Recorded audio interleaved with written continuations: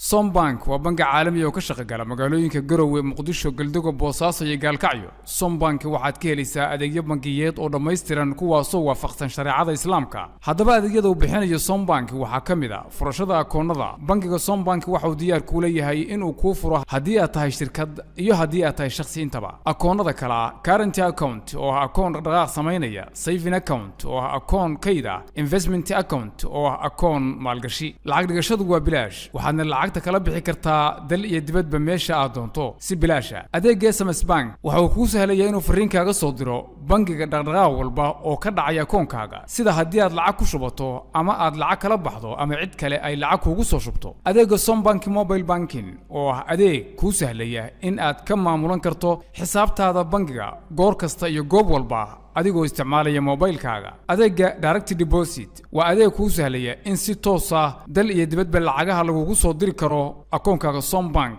Adeegga xawilaadda lacagaha oo uu bangigu si fudud kuugu dirayo lacagaha dal iyo dibadba. Adeegga mushaar bixinta shirkadaha waa adeeg u sahlaya shirkaduhu inay si fudud iyo waqti yar ku gaarsiiyaan mushaaraadka shaqaalahooda. Sombank waxa kale oo ku haya adeegga T+ oo ah adeeg kuu sahlaya inaad ku dukaamaysato, ku bixisid biilasha, ku dirtid lacag, xawilaadda Tawakkal Express, M-Pesa Kenya, Hello Cash Ethiopia iyo MMT Soomaaliya sida Sahal, Sad iyo EVC+.